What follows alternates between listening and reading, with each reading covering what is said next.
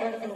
ನೀನು ಓದಿ ದೊಡ್ಡ ವ್ಯಕ್ತಿ ಆಗ್ಬೇಕು, ಎಲ್ಲರನ್ನ ಗುರುತಿಸ ಹಾಗೆ ನೀನ್ ಆಗ್ಬೇಕು, ಸಮಾಜದಲ್ಲಿ ಒಂದು ಒಳ್ಳೆ ವ್ಯಕ್ತಿಯಾಗಿ ಬೆಳಿಬೇಕು. ನೀ ಕಲಿಯೋದಕ್ಕೆ ನೀನು ಯಾವತ್ತೂ ಕೈ ಬಿಡಲ್ಲ. ಹೋಗೋಕಂದ ಸಾವಿತ್ರಿ ಬರೀಲಿ. ಯಾಕಮ್ಮ ಏನಾಯ್ತು? ಯಾಕೆ ಇಷ್ಟೊಂದು ಸಹಾಯ ಇರುತ್ತೆ? ಏನು ಅಂತ ಹೇಳೋದಕ್ಕ, ನನ್ನ ಮಗಳು ಶಾಲೆಗೆ ಕಲಿಯೋದಕ್ಕೆ ತುಂಬಾನೇ ಹಠ ಮಾಡ್ತಾಳೆ. ಹೌದು ಸಾವಿತ್ರಿ, ಮಗಳು ಸಹ ಹೀಗೆ ಹಠ ಮಾಡ್ತಾಳೆ. ನನ್ಗಂತೂ ಸಾಕಾಗೋಗಿದೆ. ಏನ್ ಮಾಡ್ಬೇಕು ಅಂತಾನೆ ಗೊತ್ತಿಲ್ಲ. ಎಲ್ರ ಹಾಗೆ ನನ್ ಮಗಳು ಸಹ ಓದ್ಬೇಕು, ಒಳ್ಳೆ ಸ್ಥಾನದಲ್ಲಿ ಇರ್ಬೇಕು ಅಂತ ಆಸೆ.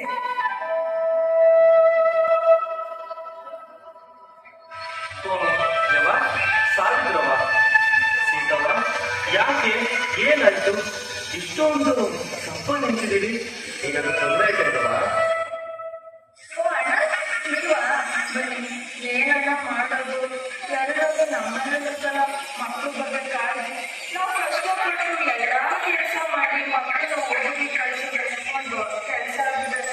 ನಮ್ಮನೆಲ್ಲ ಕೆಲಸ ಮಾಡಿ ಮಲಗ್ತಾರೆ. ಎಲ್ಲ ಜವಾಬ್ದಾರಿ ನಮ್ಮದೇ ಇದೆ. ಮಕ್ಕಳಿಗೋಸ್ಕರ ಮಕ್ಕಳಿಗೋಸ್ಕರ ಮಾತೇ ಹೇಳಿಲ್ಲ.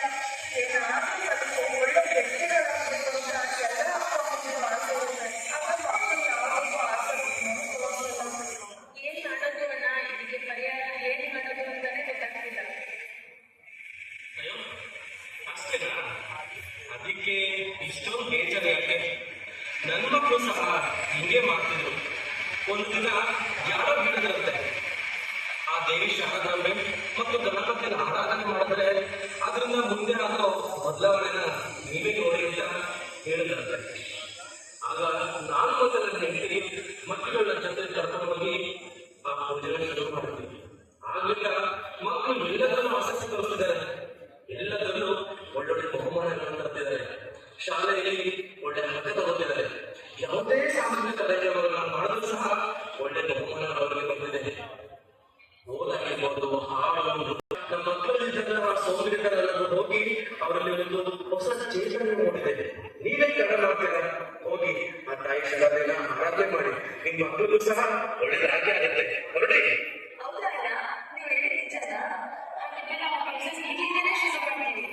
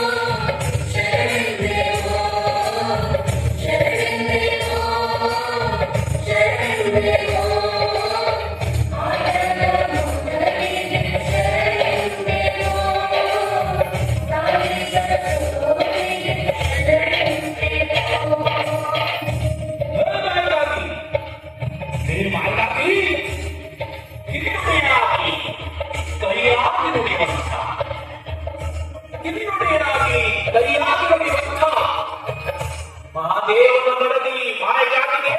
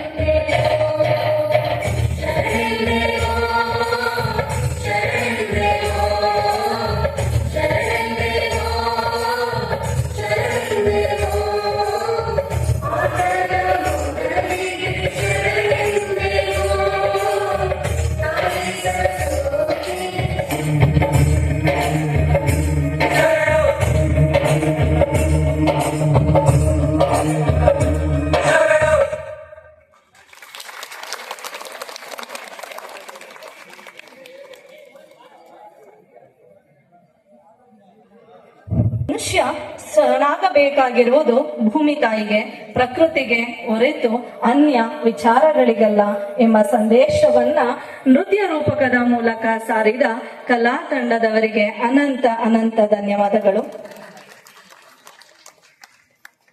ಕರಿಯಪ್ಪನವರ ಸ್ಮರಣ ಗೀತೆ ಪ್ರಿಯಾಂಕಾ ದಯಮಾಡಿ ವಿನಂತಿ.